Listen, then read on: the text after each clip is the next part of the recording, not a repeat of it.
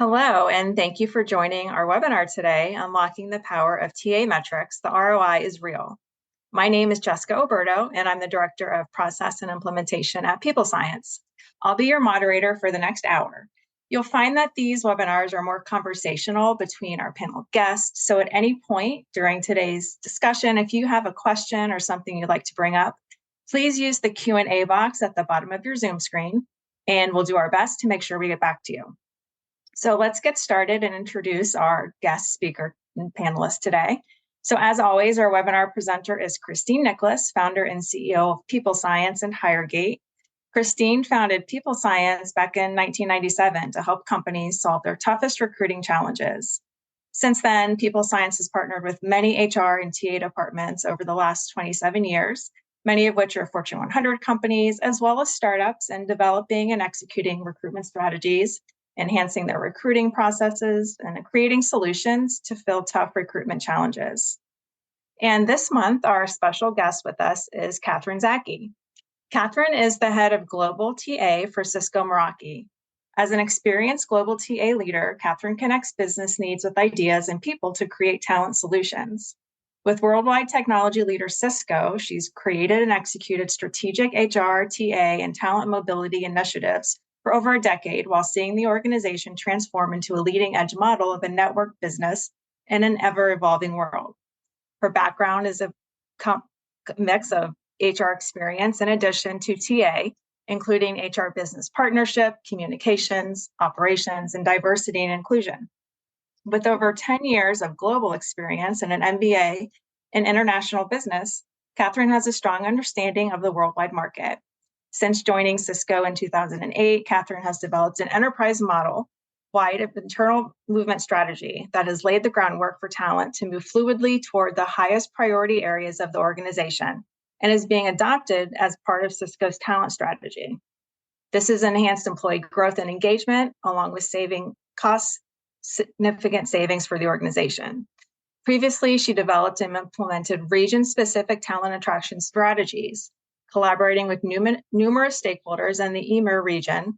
She's also advised the Cisco Disabilities Awareness Network, ERG, and has launched new chapters in Europe and India, contributing to Cisco being a top company for people with disabilities by Diversity, Inc. in 2009. So welcome, Kathryn. We're so happy to have you with us today. And with that, Christine, I will hand it over to you to get things started. Tremendous bio. Hi, everyone.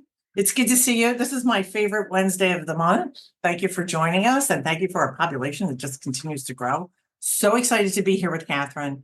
I actually met Kathryn last year at hr.com, right, Kathryn?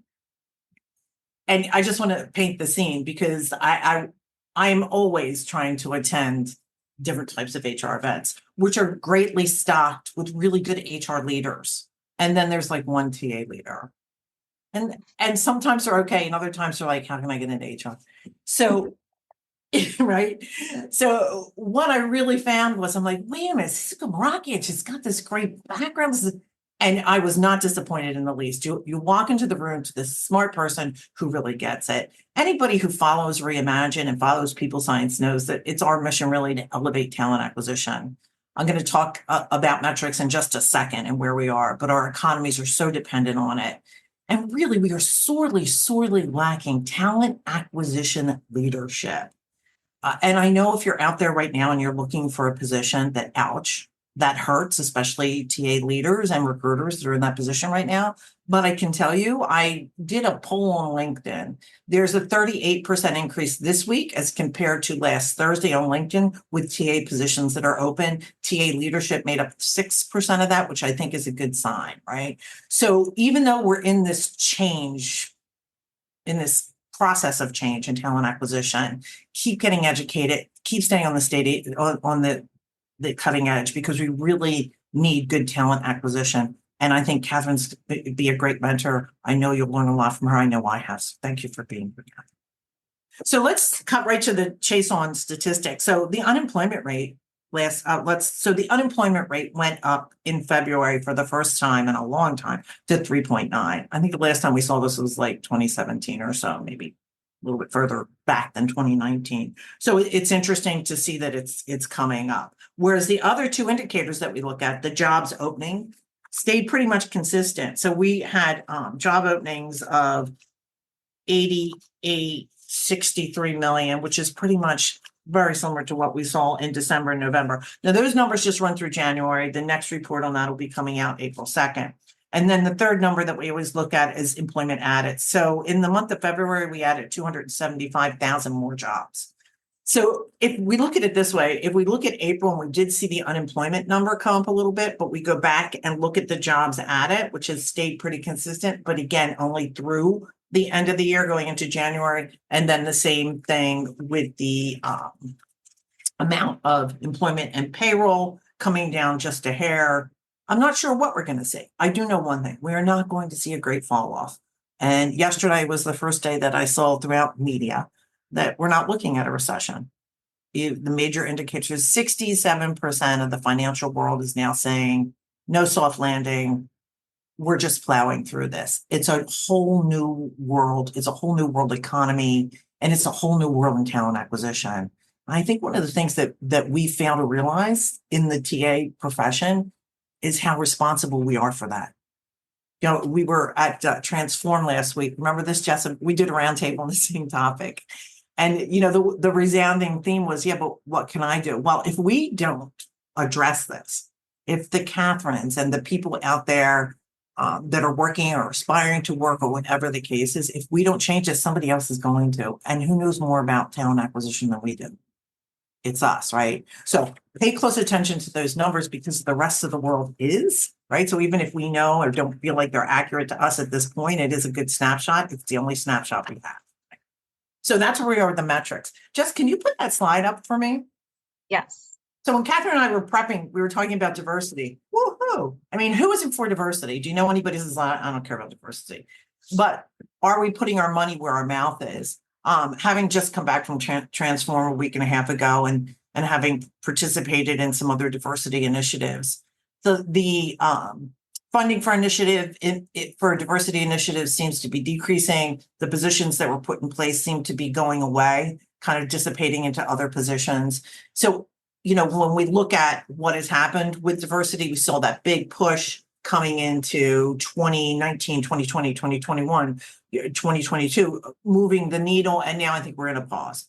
We have come a long way, baby. I actually wrote an article about that, but we are in a bit of a pause. And that's a topic that we'll probably explore further down this year as we get a few more months under our belt. If you are a diversity leader and you'd like to come on Reimagine Talent and talk to us, we'd love to hear from you. So that's where we are. But when diving into the numbers yesterday at the Bureau of Labor Statistics, this popped up and it really threw me for a loop. So this is a grid showing this salary discrepancy between men and women. And I know we've talked about this, you know, like I was saying earlier, Kathryn, maybe if we compare 2022 to 2023, it might be, yay, we're moving the needle. But this is disgraceful. And it really, is there a reason for this, that men are paid so much more than women? So as we think about diversity, let's not forget that diversity is a very broad piece, right? And different things are needed to be brought to the table. But this is really where we are when it comes to men and women in power in the workforce. We talk about it, but we aren't there yet. So good to keep that in mind. Any comments about that? You can see at the top, it's architecture and engineering, computer. Look, that's insane that computer and mathematical positions have that much of a disparity. I mean, in the legal profession, we've seen a lot of women leave the legal profession and maybe even open their own practices, which may account for some of that, but certainly not enough for it to be, you know, to the extent that it is now. Management, which is where you have to move the needle to move the other needles. So this is, you know, just maybe what we should do is send this along with the deck this month. Does that make sense? Yeah. So we'll send you this pull out so you can take a look. Maybe use it in your own conversations with your own people. Cool. A big topic that we always like to talk about is RTO, return to work, what's happening and what isn't. I want to give you some statistics, but I will tell you what I heard at HR Transformed. It was pretty much the resounding theme. Still confusion. So you'd be sitting there with a global leader of people, and they'd be saying it's just not in the cards for us. And then you'd be sitting there with another global leader who's like, we've always been remote. I think understanding what flex work is and understanding our employees and understanding how to meet their needs effectively and really understanding the effect that your policies, your RTO policies have on your population is what's dictating what individual organizations are doing. The recommendation that I heard loudly from two different individuals there was make it your own. Do what works for your organization, right? And really look at your population and poll them and spend the time that it takes to know. Also, there's no quick fix to this, right? It's not as though, okay, this is the solve. We tried that, right? So we saw Jamie Dimon, we saw a lot of the finance, and they're the ones that have brought more people back in than anybody else, right? Since we're close to New York, we hear about that more often. But then we see that kind of bounce back and forth, even in big tech. So before you make a proclamation, take your time. There's no reason to rush into it. Here's some of the stats, though. 75% of the Fortune 100 have a hybrid situation. That's a big number. 45% of the Fortune 100 have reduced their office size since 2020.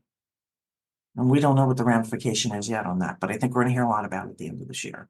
12% of the Fortune 100 have declared they don't require any office visits per week. 12% are saying you don't have to come in. 21% require 3 office visits a week. 3 times as many Fortune 100 companies, or 27%, require 1 to 3 visits to the office per week. Then companies that require full-time work in the office is only 9%. So only 9% of the Fortune 100s are saying you've got to be here all the time. 5 Fortune 100 companies have declared they will not make an official return to office date and will not require official attendance. So I think that's smart. Don't throw the stake in the ground unless you know where you're going. Next topic. Anything to add? Jess, have anything to add about that? Kathryn, anything you're seeing or hearing about return to work at this point? For me, I think it's just, there's a job for every person, right? And a company for every person. So I know some people that like going into the office.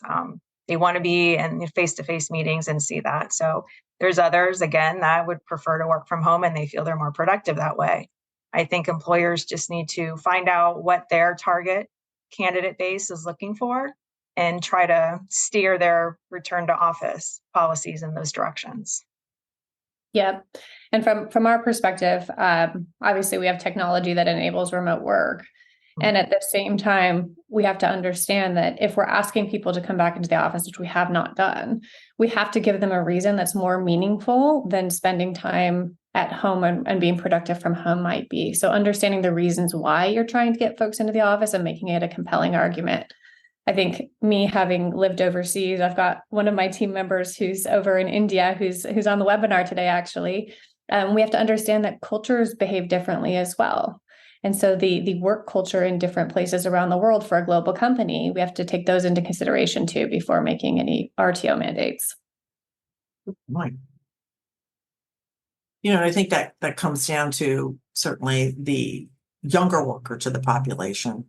Until very recently, I haven't seen stats since maybe 2019 saying that so many people meet their friends, their spouses, especially in the tech arena, that's been the experience at work.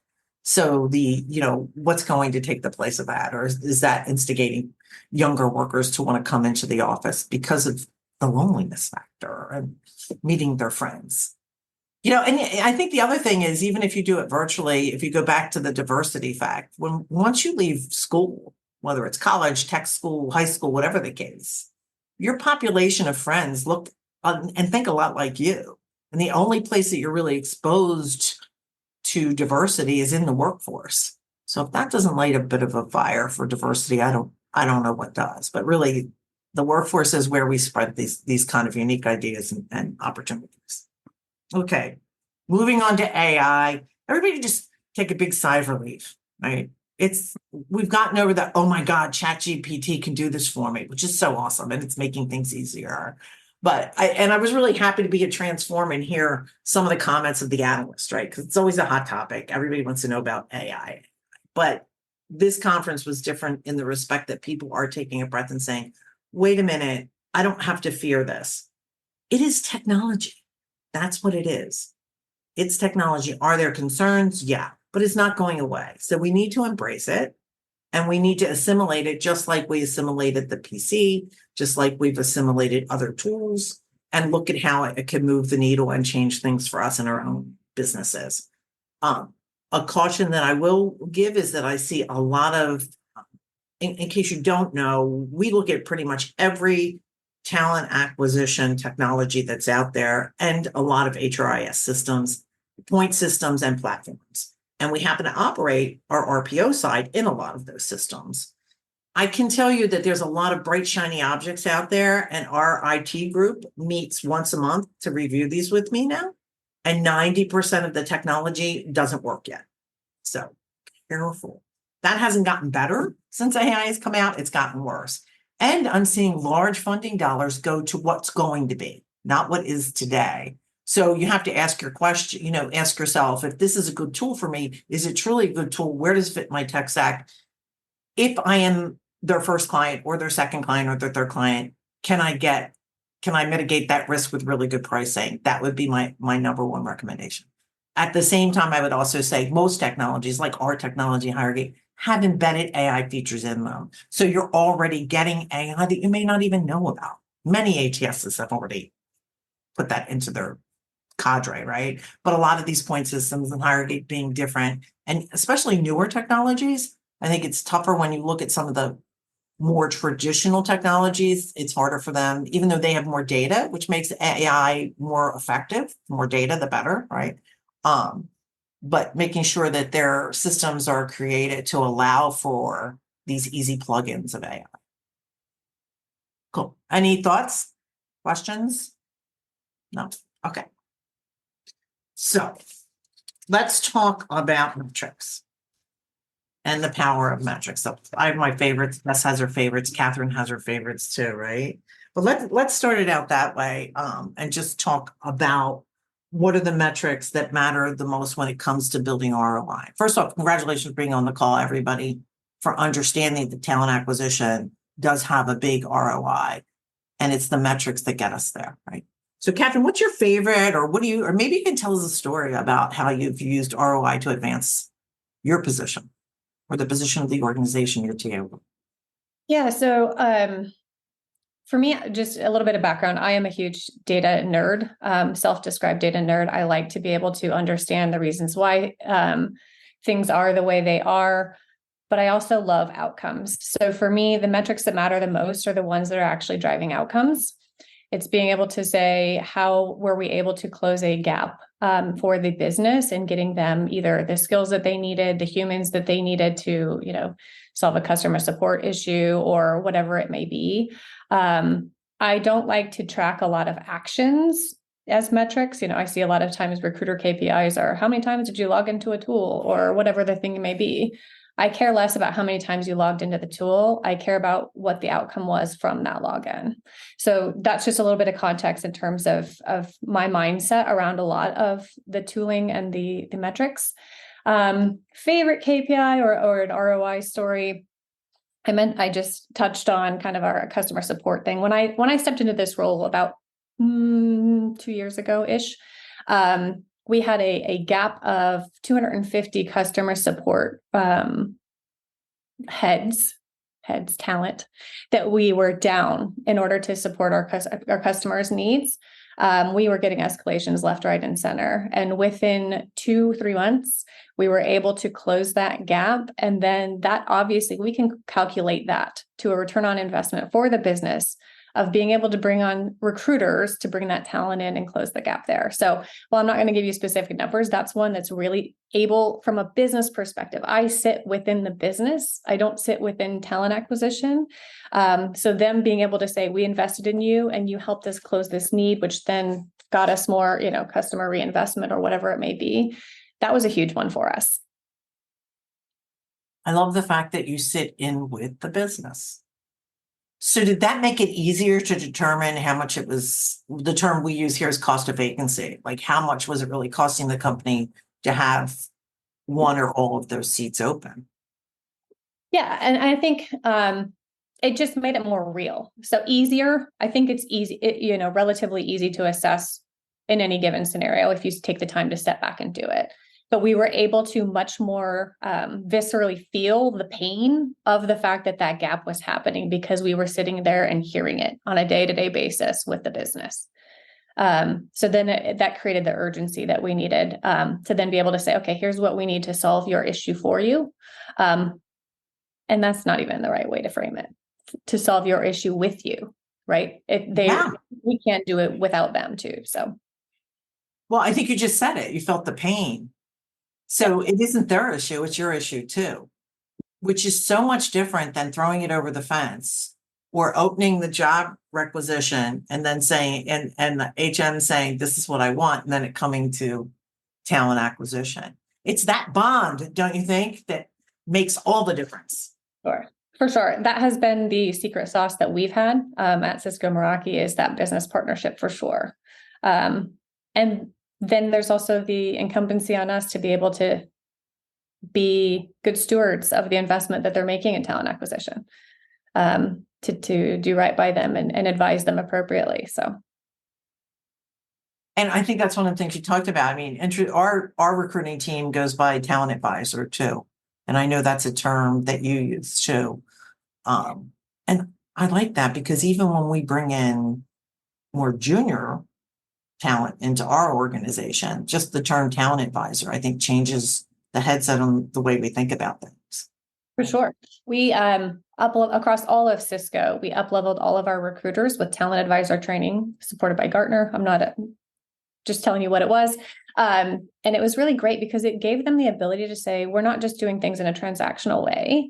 It taught all of our recruiters to be able to use data to influence hiring decisions, both from their own perspective to help them understand how to be more effective as recruiters, but also to take data on talent market availability and that sort of a thing back to their hiring leaders to help influence where they could make decisions. We actually haven't, at the Cisco Meraki side, haven't necessarily taken up to using talent advisor as we speak about it within the business, because the business knows who we are and how we partner with them. And so they don't need us to change that title for them to understand the framing of what it is that we do to support them as advisors. So that term, I mean, and how can anyone ever advise anything without metrics? Right. That's especially in a technology organization, right? A technology organization, we love our data. Engineers love their data, and being able to influence them, we have to take it to them.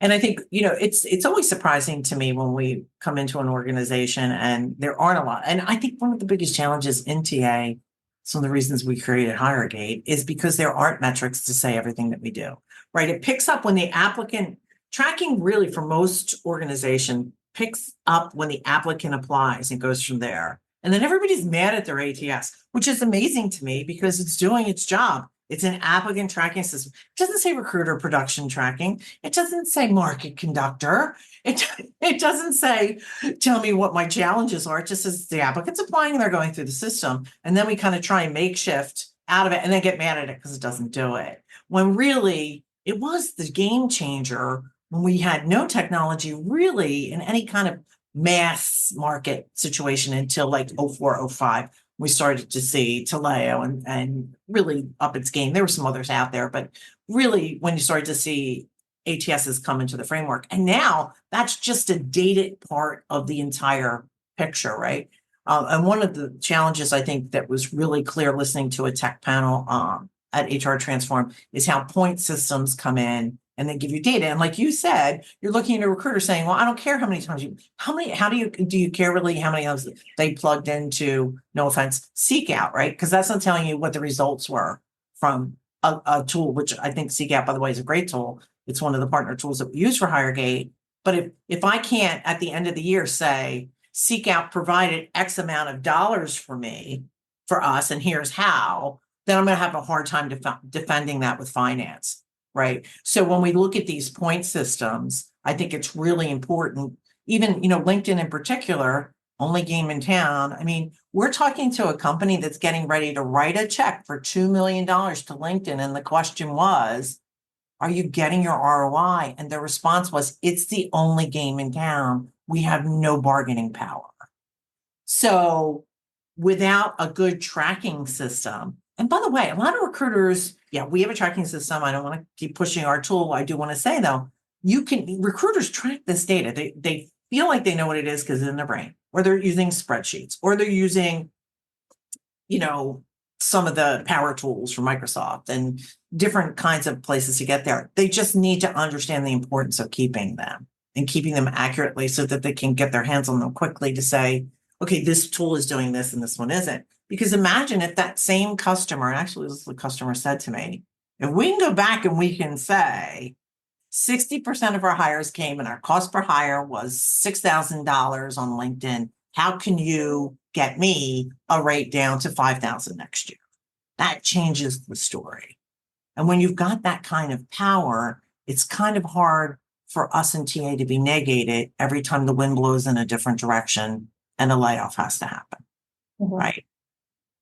I mean, that's one of the things we talked about. We have these one of the detractors from coming into talent acquisition is that it does fluctuate. And until recently, boom market, bust market, all the recruiters go, boom market, hurry up, bring them back in. I was pretty impressed to hear that there were two CEOs, and this was in the tech sector, Kathryn, maybe you can say if you've heard this. So I saw two CEOs sitting with their chief people officers and saying that they went into, I guess it was 2020, end of 2021, saying hire like crazy, just hire a lot of people. And the chief people officer saying, this doesn't feel good. This is not what we should be doing. We need to we're just rushing into this, and now we see this big bubble and then a crash in tech. And it was really cool to see the CEO saying, we should have paid better attention. And I'm hoping that's going to give a better voice to CHROs, but sentiment or thoughts about that? Yeah, I mean, I think it's really true. We felt that at Cisco for sure. And we were not one of the ones that overhired significantly in that space. And as a recruiting organization, it felt like, because the talent market was so tough at that time, because people were throwing money at any candidate that came in front of them. That's obviously an exaggeration, but that's what it felt like in tech.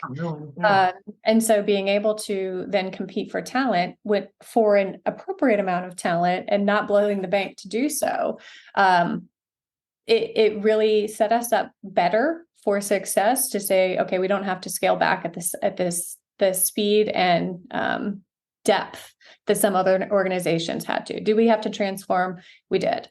And that then obviously gave us the opportunity to look at internal movement as well, which, Christine, is a large passion of mine. I could talk about that for days as well, but being able to say, okay, what skills do we have as recruiters that then help map people to the new opportunities, as opposed to exiting and rehiring? We can actually say, what talent do we have here, and use recruiting skills to map those opportunities together with the people. So that's kind of how I've seen that particular scenario play out in terms of, a run on talent, and how it didn't necessarily play out in our space, but we saw it because of the competition. And, just that movement, we're all persevering through inflation, right? But that really jacked up the cost per hire by jacking up salaries, period, right? So that had a lot to do with it.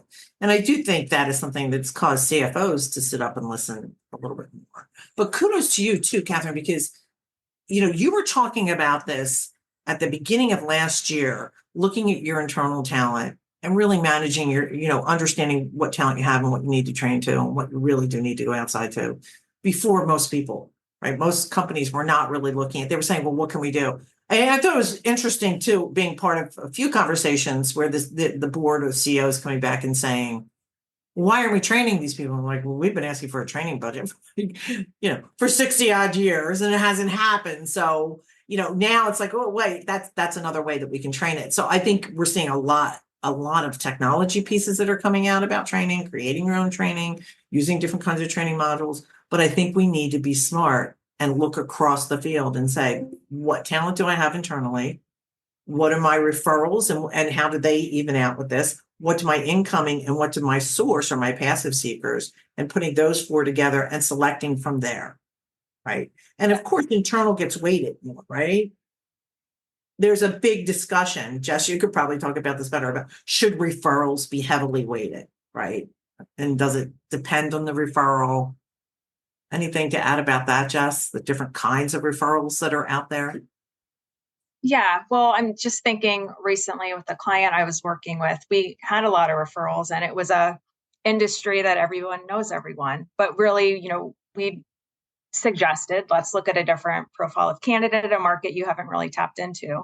So when we got to the end of our hiring initiative, we did performance metrics. So looking at quality of hire, those referrals, did they do as good as the candidates that we took out of a totally different pool that may not have been within the industry? And really looking at, how are the referrals performing? How long are they staying within the company? And what's in the end, this is a sales position, what's the ROI of a referral as compared to someone that was an external candidate that didn't know anyone within the company or in the industry when they started? So to me, looking at those quality metrics and comparison to referrals can be very valuable.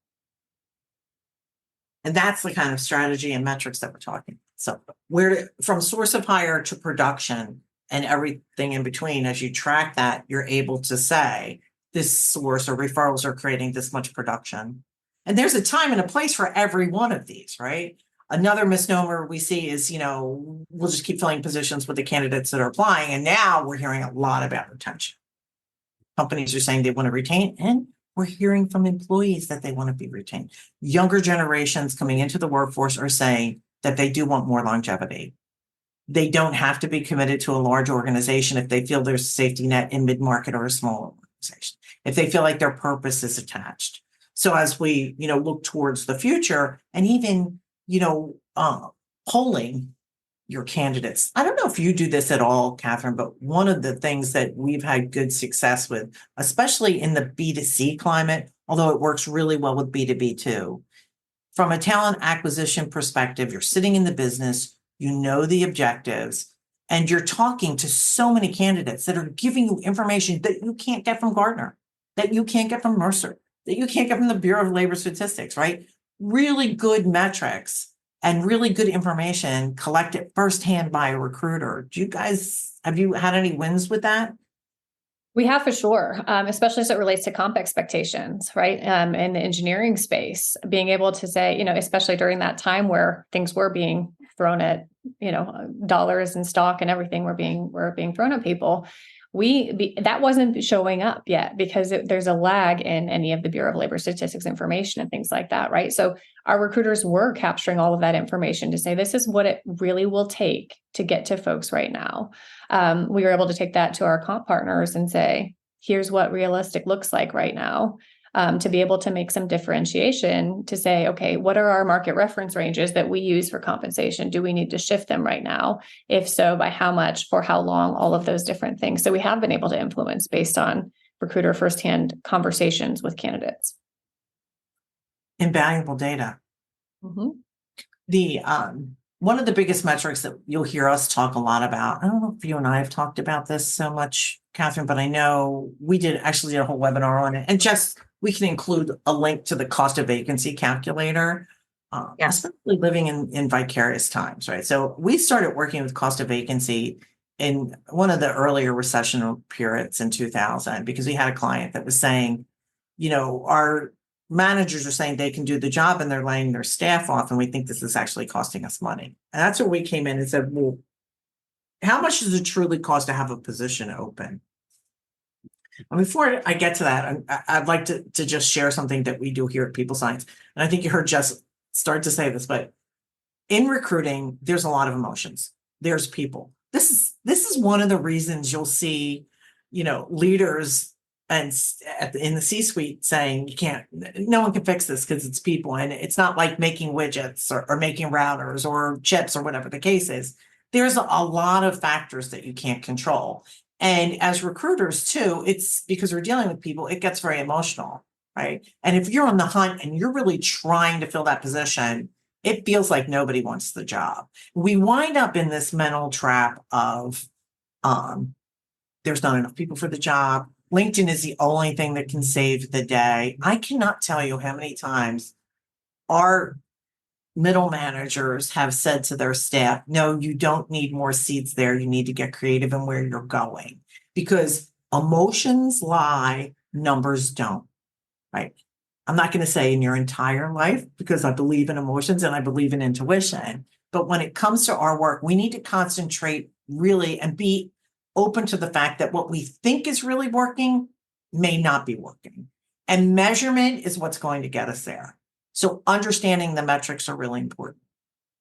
And when we talk about cost of vacancy, so if you think of cost of vacancy in the terms of a profit and loss statement per position, what is the true cost of this position and what's the true revenue that comes from this position, or net that comes from this, and think in those terms, then you know whether or not it should be a position that even continues in your organization. Should it be outsourced? And if it should be outsourced, at what price? Who gets filled first? The hiring manager understanding the value of them being in the seat and doing the actual interview, as compared to postponing it for 2 weeks, right? Because, true story, we had a guy in the Virgin Islands that was a holding company, bought a company in the Virgin Islands, the cable company in the Virgin Islands, and they couldn't get people. You think everybody wants to move there. Not true. You go there and there's one ship that comes once a year, that kind of thing. And they were hiring people and they were losing it. So they wind up with one network guy. And this guy is on a moped, literally driving around islands, fixing the different stations. So we're their RPO partner. We're sending him tons and tons of candidates, and he's got to interview them. And he's like, no, shut up. I'm making progress. I don't have time to do this. So the misnomer was, if he would take an hour from doing and look at these, that we could get him the candidates. So the cost of vacancy was like $1,600 a day, right? So once we said to him, well, it's costing the company $1,600 a day every day you don't interview, he changed his mind, and we were able to encourage him to look at the different. We actually did have to have a recruiter on a moped following him around again to do that. I mean, that's an extreme example, but there's a lot of power in that cost of vacancy. We have a calculator that you can use as a sample. The other big plus with the cost of vacancy is that it's real hard to do without finance being involved, right? You really want to get good metrics, you've got to go to. And if you're in a situation where you don't have a relationship with finance, how can that not affect the worth of your organization, right? So it's a good reason to come to finance, and it's a good reason to build a relationship with finance where you're saying, I am smart. We are smart in TA. We know what we're doing. We want to work on the best positions and line them up effectively where they need to go. So we're working on cost of vacancy. And I have never seen it fail. Once you line up with your finance department, it changes the game completely. Yeah. I mean, I think that's 100% spot on, both in terms of planning, but also being able to talk to them about the cost of vacancy. That helps them with the triangle of speed, cost, and quality, right? Being able to say, you can, interview 100 people if you'd like to, because you want to see just one more, just one more, just one more. But being able to say it's costing you that $1,600 a day you used, that then helps to frame it for them to say, is seeing one more person worth this to you, and letting them make that determination. There's so much power in it. I think there's a deck on there too, but if you need more information, let us know. But certainly it's a free service, that we have that gives you the outline on how to do it. And it is the game changer. And, just heading back, did we have questions, Jess? Did I see a couple of questions that came in? It's a good time. Yeah, some of them we've addressed. I know a lot of people just want to hear again, what are some of the most effective and useful metrics that we've used in the past and success stories of those. Awesome. My favorite, decline reasons. They tell you everything about who you are in the market. You may think you may have an employee value proposition that you've invested your time and money in. You may be completely focused on it, and every consultant in the world's telling you you're moving in the right direction, especially advertising companies. And then you ignite it and you start to collect the information, and you're finding out why they're declining. So here are some of the things that come from decline reasons. Validation or invalidation of your employee value proposition. So if I'm trying to recruit Kathryn and she says, you know what, Chris, thanks, but no thanks. And I say, why are you not interested? And Kathryn says, I thought you were a tech company, but I see you're striving, true story, striving to be a tech company, and I need to be in a tech. So there's, a case there where a company was moving further into tech. They had a good plan to get there, but it was going to take them quite a few years. And they were trying to hire people in the tech field that they really weren't ready for. So that's one part of the employee value proposition. Salary comparison, I think, Kathryn, you brought that up, right? Is there a way that's moved the needle? That's legit, right? It's like, this is not what the market says. This is what the candidates that work at this company have told us they're making. Yep. It's a huge difference. To me, decline reasons are the real glass door. Yeah. For me, I'll be super honest with you. It's hard to pick just one that's my favorite because it really depends on what problem I'm trying to solve. There are so many metrics. I would open it up to you. I'll talk about a few of mine, but then you all who are here on the webinar, drop into the chat some of the problems that you're curious about, like what metrics would you use for this thing? And we can kind of brainstorm through with you. But for if we're having trouble moving the needle with our internal team, sometimes it's hiring manager sentiment. What are they feeling about their engagement with us? Are we able to see where pinpoint where the problem is so we can enable them in a way that will then get us in a better partnership so we can move forward productively? Is it, our cost per hire? Going back to your conversation about the importance of partnering with finance, being able to say, we know it costs us this much to hire a person. And then you can use that based on your various different channels, sourcing channels. You can take a look at it holistically to say, are we off the mark here? For us, when I took this role, I took a look at our cost per hire and I was like, this is outrageous. What is going on here? And that told me that we had a ton of agency spend, about $1 million every quarter that we were spending on agency when we had a fully staffed organization.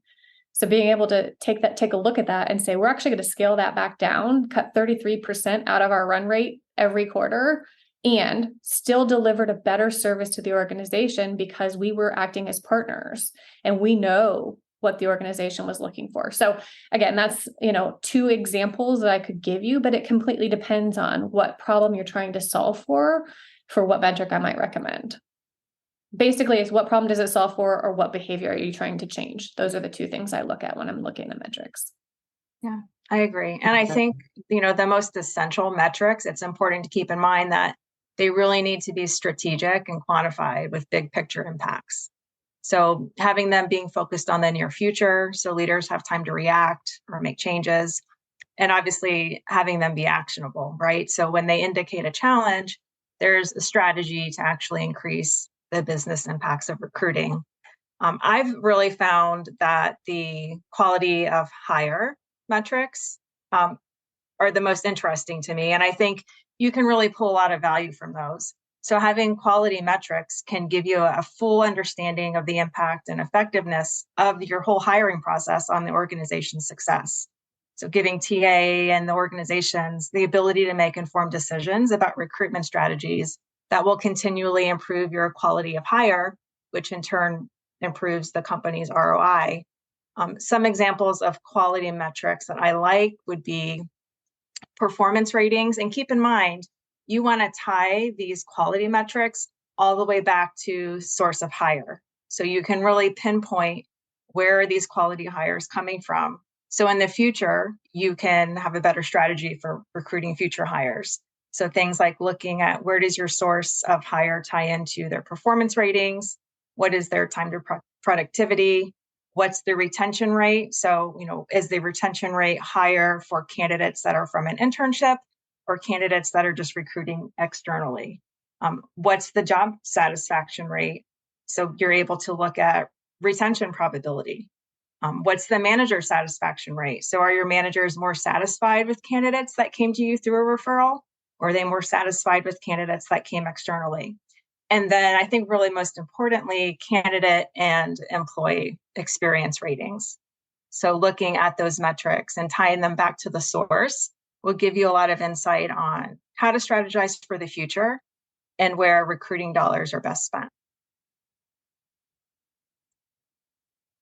Yeah. I think another metric that's hardly captured and overlooked is time to find, Mhm. right? Yeah. Um, You can and really drill down and find a lot of bottlenecks when you're looking at time to find. it helps you, like, it's crazy when we come in and we do, say you do an intake call and the expectation is we need this filled in the next 30 days, right? But if you have time to find data that shows, and this is a true metric, that it takes 17 days to engage a passive seeker who's at a salary level of 55 and above, it takes 17 days to engage them on average. Then you can start to say, well, it's going to take me 17 days, and you can make accurate predictions instead of saying, yeah, I could fill that in 30 days. And now your whole desk is upside down and backwards, right? And the cost of vacancy for that position might be $300 a day as compared to $1,600 somewhere else. But that now moves to the front of the page because that squeaky wheel got it. When that could be a different conversation. It could be, this is a critical position.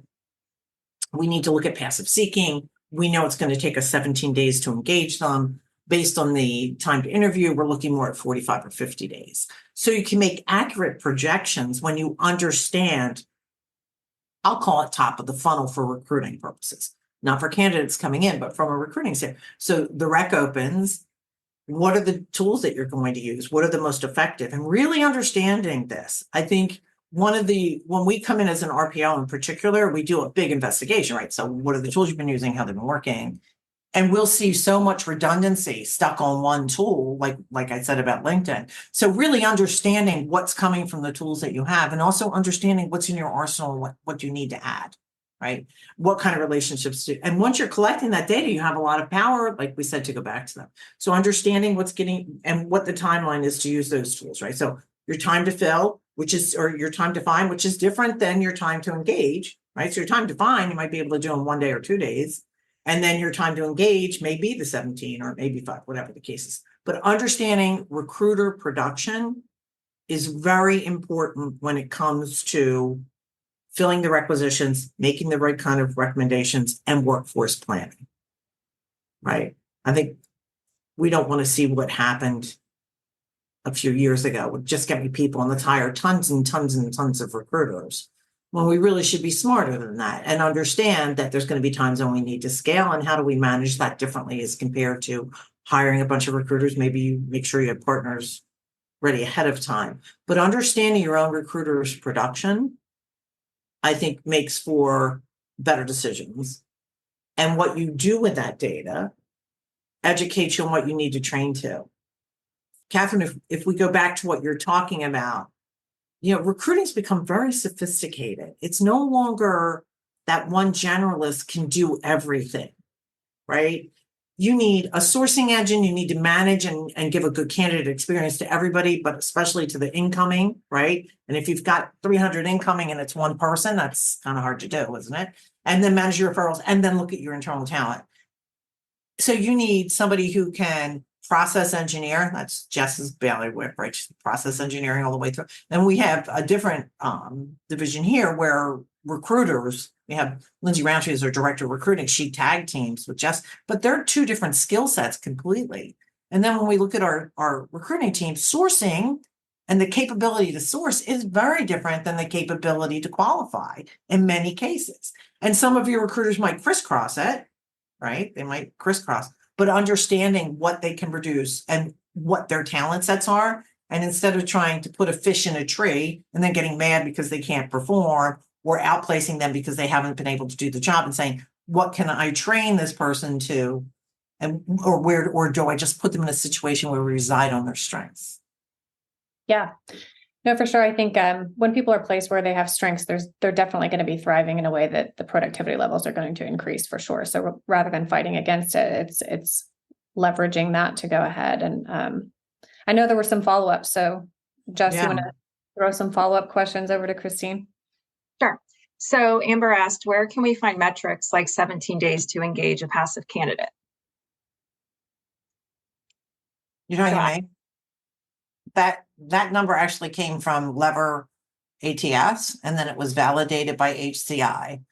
So we use the internet, right? Like crazy, but for And benchmarking. you see there, and then we look to find other documentation that will support it. So it does take investigating. Although I will say, with the generative AI, it's made it a lot easier. Now we have consult that we keep on call all the time, right? If we're coming into a situation, we need to evaluate a market. But I think our team internally does just as well doing their own investigation and then going back to our own metrics, right? We have a lot of metrics, as all of us do. And when you're collecting them and they're in a good place. So, for example, one of our clients was thinking about adding a new segment to their stack, to a burglar system, to a telecommunications company. And they had done a lot of homework in the way of, they worked with Mercer, they gave them what they thought the bonus structure should look like. Before they pulled the plug, they called us and said, you've been doing direct sales reps for us for a lot of years.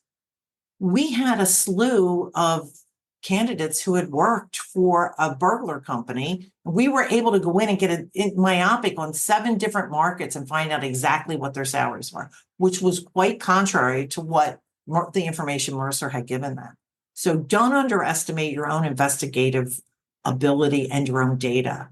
So I would start with the internet, try to get the verbiage that you need, use ChatGPT, look at what the consults are telling you. And gosh, there are so many advisors in TA, right? But it does tend to be expensive. I don't think you always need to use it. I think you start with your own and get your own metrics going as much as you can, and then compare as you move along. And Kathryn, you could probably answer this as well. What's been your experience? Yeah, no, I completely agree. I think looking at the reams of information that are available on the internet is a good starting place. And then I'm a huge proponent of piloting things. I see a question here around what metrics do we have on successful job descriptions? What makes a good job description? Is it brevity? Is it in-depth detail, that sort of a thing? And again, I would say I think that depends. You could probably find some research on it somewhere, but the dependency would be on who are you targeting? How are they reading the information? And then potentially, I would say pilot, try a short version, try a long version, see which one's getting more responses qualified from the candidates that you're looking for. And that's what you should go for you. Use some intelligence from what you can gather outside, but then also don't be afraid to try things. We are a 84,000 person organization at Cisco. It's not always, people have a little bit of risk tolerance challenge in some instances, in my perspective. But what's the harm in sending out 10 job descriptions that are short, 10 job descriptions that are longer, and seeing which ones perform better? A/B testing. As an example, right? And collecting those declined reasons, right? Well, yeah, for sure. Disposition reasons, not just the decline. Why isn't it? Keeping track of that data so you don't revert back to what it feels like, right? You want to come into this objective as being as objective as possible. 100%. Compared to like trying to prove your case. I would go in an about face on that one. Try to disprove yourself and see what you come back with. Yeah. Anytime we're trying to do something new, I would say try to think what metrics will define success for us before we even start the process, rather than trying to reverse engineer and say, what should we be measuring now? What does success look like? How do we measure it? And then build that into the process from the start. And I love that point. Like start with the metrics that you already have, and then decide where to go from there.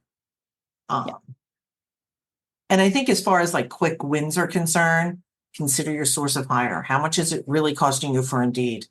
We did an evaluation on a company that was, I don't forget if it was Indeed, I can't remember if it was Indeed, but it was the popular job board of the day. I've been around long enough to see these things circulate, right? And they said that their cost per hire on Indeed was $400 a hire. It was $1,400. You cannot expect your supplier or your point service to tell you accurately how much it's costing you per hire. That's like, getting the hen in the rooster in the hen house or whatever. That one should be a relatively simple one, right? How much are you spending with them? How many hires are you getting out? What's the productivity from those people, right? Like that should be a relatively simple one. You don't need to rely on them to give you that data. Right. Like, well, that's what it looked like. But when you delved into it, it was also a classification issue, right? Knowing your ATS when it comes to these numbers is really important. We had we wanted to test an ATS to see where the candidate sources were coming from, because we were suspicious that everything seemed to be coming from places that didn't make sense to us. So all we did is in the ATS, we switched the first part of the drop down. So the candidate, how did you hear about the position? Hit the drop down. We changed it to an obscure Alaskan community. And we saw a 25% uptick in candidates coming from Alaska that were nowhere near this region, and certainly weren't, because what does the candidate do? What's easy? They took the first drop down and used it. So it's challenging your own internal systems to make sure that, if you've got outsiders like candidates in there, you've got to validate that information too. More questions? Yes, I see more questions coming in. I would say before we jump to another question, I just say we have to make sure our recruiters are using the information accurately as well. Because sometimes in an environment where we are asking them, sorry, I've got a thumbs up because I use my hands a lot. When we are in an environment where we're asking them to do a lot of things and carry a lot of volume, they sometimes may take the easy route as well, and understanding the implications of bad data on what we might be able to pull from a metrics perspective as well. So setting that expectation accordingly and holding accountability for putting things in appropriately. Absolutely. And I think also letting the recruiters know that this data can help empower them. So when they're speaking with managers, they're more of an advisor. They can explain the candidate market. They can explain that it takes this many times to outreach a source candidate to get them on the line. So I think letting them know it empowers them will push them a little bit to make sure they're using it the right way. Okay. So we had a question. This one goes back to the quality metrics I was talking about. How do you ascertain job satisfaction and hiring manager satisfaction for quality of hire? So that can really vary depending upon what your organization has decided to do in regards to grading performance. Some use performance reviews that hiring managers are completing, or as you mentioned in the question, Angie, periodic surveys, even recruiters checking in and following up with the hiring managers. How did this candidate do that we placed for you? So I think setting what you want the process to be and defining how you're going to gauge performance with the employees and the hiring managers is important, and totally up to whatever works best for that organization. Something that we use here that I sit in on monthly is the hiring manager satisfaction report. Now, we do survey. It's part of our KPIs, but this comes from the recruiters. Every single stakeholder in the interview process, in the hiring process, whether it's the hiring manager, the hiring managers, support people, whoever it is assigned to a recruiter, and that recruiter is responsible for the satisfaction of the hiring manager. So we really do look at this as a service, and they can grade unsatisfactory, satisfactory, and the objective for the recruiter, and they're compensated sometimes for this, is to get them to advocacy, not happy, advocacy. Like this person who's servicing me is so good that I would recommend them to somebody else. And that's how we measure and build that connection with them. And that relays into this next question, Christine. So someone asked, what are your favorite metrics to use to gauge recruiter productivity performance? I would definitely say going back to that client satisfaction report that we have in place, but also, first giving them targeted goals that they're expected to hit. Sometimes you can just start with the basic ones, right? So how many candidates have you sourced? If you're expected to source 30, are they hitting that number? And then looking at how many phone screens are completed and looking at how many offers. I mean, those are very basic, but I think it's important to make sure they have a targeted goal in place that's realistic and makes sense. And having this data, you can go back and historically look at positions that you filled and how much did it take to get to a hire. So having historical data in place to set goals and then tracking your recruiter's performance against those goals is a great way to measure performance. Anyone want to add to that? Start from the beginning. If all you have is point services, start with the point service information. But drawing the line, and you have to make some proclamations up front, but most of us have this data already, right? So if you're saying these customer support positions that you were talking, Kathryn, that you want to see those filled in 30 days. Well, how many, now we go to the recruiter and we say, in order to get the 30 days, just work it back. How many candidates do we need to source for? How many candidates referrals? There's 4 channels that we talked about in incoming. and set that in motion. Then monitor it as this is the key thing, monitoring the production as it happens. So let's say Jess is the recruiter on this and she's scheduled for PTO and this is a tight fit. We know that she's going to fall behind on Thursday and Friday. We need to augment what she's doing to get there. I mean, this is the science, the business process that you would use if you were making a router, right? You would say, I need to make sure I can fill for this. So think in terms of true recruiter production. How can you get there? If you're on this call and you don't have a tool, which I don't know that you would have one specific tool. That's why we created one. I don't mean to keep pushing the product, but I am offering you the ability to take a look at the tool, and we are offering the tool at a reasonable price for people to get accustomed to it. But if you're not doing that, start a spreadsheet, start an Access database, use Power BPI, start putting together your own metrics so that you can judge this. Start with one rec first, but looking at the beginning. So it opened on this day. How many candidates do I need to source? How long is it going to take me to engage them? Then of the ones that have engaged, how many do I suspect will be qualified? Of those that are qualified, how many will go? The whole minute process, take it across the board and see how you're measuring from there. And that there's gold mine. That is a gold mine of data. Did that help? I know there's been a lot of questions. Yeah, we are at the end of the hour. So we will be sending out an email to everyone that attended or registered for the webinar today. If you had a question that we didn't get to, feel free to respond to that email and I'll be happy to get you an answer. We are going to include a link to the cost of vacancy calculator that Christine spoke about earlier, and the graph of the men and women salary comparison inequalities. We'll include that, as well as a copy to rewatch this webinar if you'd like, or share it with anyone within your network. You can, somebody just asked how they could find out more. Just message us back. You can message us back on the email that we sent to you. And I just put my own email in there. So I'll funnel you towards the right people who can help out. Kathryn, thank you so much for coming on. You're an amazing person. This is exactly what I think we're seeing so many people in TA aspire to. Thank you for your good work.